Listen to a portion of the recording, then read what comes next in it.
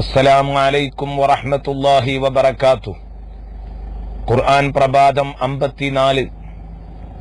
അൽഹംദുലില്ലാഹി റബ്ബിൽ ആലമീൻ വസ്സലാത്തു വസ്സലാമു അലാ സയ്യിദിൽ മുർസലീൻ വഅലാ ആലിഹി വസഹ്ബിഹി അജ്മഈൻ. അമ്മാ ബഅദ്. ബിസ്മില്ലാഹിർ റഹ്മാനിർ റഹീം. ثم لتسألن يومئذ عن النعيم. صدق الله مولانا العظيم.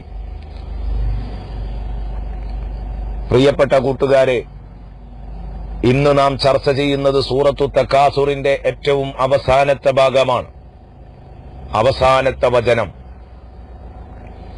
ഇതുവരെ നാം പറഞ്ഞു വച്ചത് ഭൗതിക ബന്ധങ്ങളുടെ പെരുപ്പം കാരണം പരലോകമെന്ന യഥാർത്ഥ ചിന്തയിൽ നിന്ന് നിങ്ങൾ പലപ്പോഴും അശ്രദ്ധരായി പോവുകയാണ്.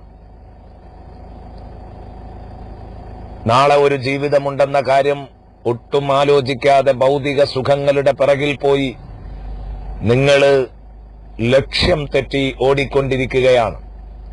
ഇത് മരണം വരെ തുടരുമെന്നും, എന്നാൽ നിർബന്ധമായും നിങ്ങൾ യഥാർത്ഥ ചിന്തയിലേക്ക് തിരിച്ചു വരണമെന്നും, നിങ്ങൾക്കറിയാവുന്ന കാര്യത്തിൽ നിങ്ങൾക്കുറപ്പുണ്ടെങ്കിൽ നിങ്ങൾ നരകം മീറ്റ് ചെയ്യുക തന്നെ ചെയ്യും. ആ നരകം നിങ്ങളുടെ കൺമുമ്പിൽ കണ്ട് നിങ്ങൾക്കുറപ്പാകാൻ പോകുന്ന ഒരു സമയമുണ്ട്. അന്ന് നിങ്ങളോട് കടുത്ത വിചാരണ ചെയ്യപ്പെടാനിരിക്കുകയാണ്. ആ വിചാരണ നിങ്ങൾ നേരിടണമെന്ന ബോധപൂർവം നിങ്ങൾ അല്ലാഹുവിന്റെ അടുത്തേക്കുള്ള ഒരുക്കങ്ങൾ പൂർത്തീകരിക്കണം എന്ന് ഓർമ്മപ്പെടുത്തുകയാണ്. അതാണ് അവസാനത്തെ ആയത്ത്.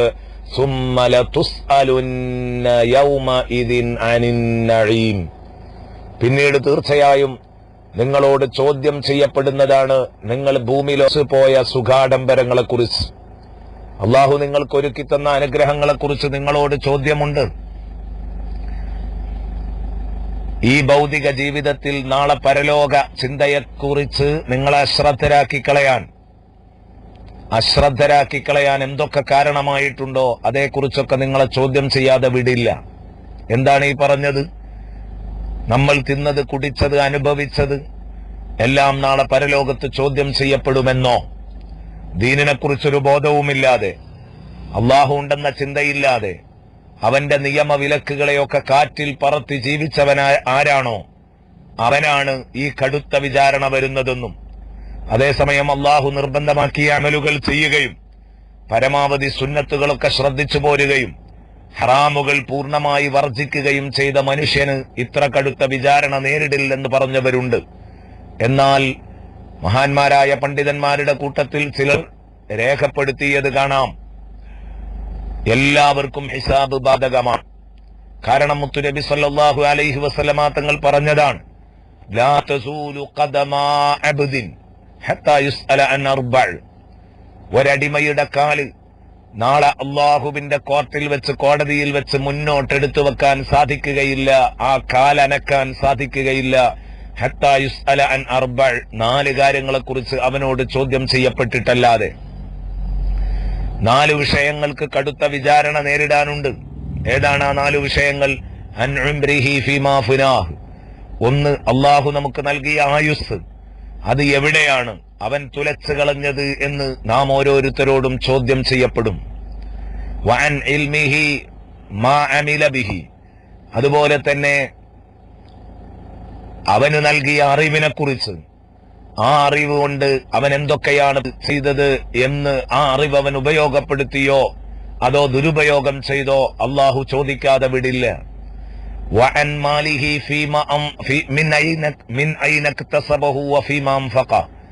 അള്ളാഹു നൽകിയ സമ്പത്തിനെ കുറിച്ച് അവനോട് അല്ലാഹു ചോദിക്കുകയാണ്, മിൻ ഐന ഇക്തസബഹു വഫീമാ അൻഫഖ.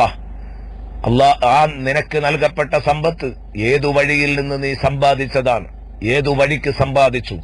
ഹലാലും ഹറാമും നോക്കാതെ സമ്പാദിച്ചതാണോ? അതല്ല, ഹലാലായ വഴിയിലൂടെ മാത്രം സമ്പാദിച്ചതാണോ? വഫീമാ അൻഫഖ, ഏതു വഴിയിലാണ് നിന്റെ പണം ചെലവഴിച്ചത് എന്നും അള്ളാഹു ചോദിക്കാതെ വിടുകയില്ല. 4, അൻ ജിസ്മിഹി ഫീമാ ബിലാഹ്. നിന്റെ ശരീരത്തെക്കുറിച്ച് എന്ന് പറഞ്ഞാൽ നിന്റെ ആരോഗ്യത്തെക്കുറിച്ച്, എവിടെയാണ് നിന്റെ ആരോഗ്യം നീ നശിപ്പിച്ചു കളഞ്ഞത് എന്ന് അള്ളാഹു ചോദിക്കാതെ വിടുകയില്ല. അപ്പോൾ ഈ പറഞ്ഞ 4 കാര്യങ്ങൾക്കും മറുപടി പറയണമെന്ന് റസൂലുള്ളാഹി പറഞ്ഞതുകൊണ്ട് എല്ലാവർക്കും ഇതുപോലെ വിചാരണ വരുന്നുണ്ട്.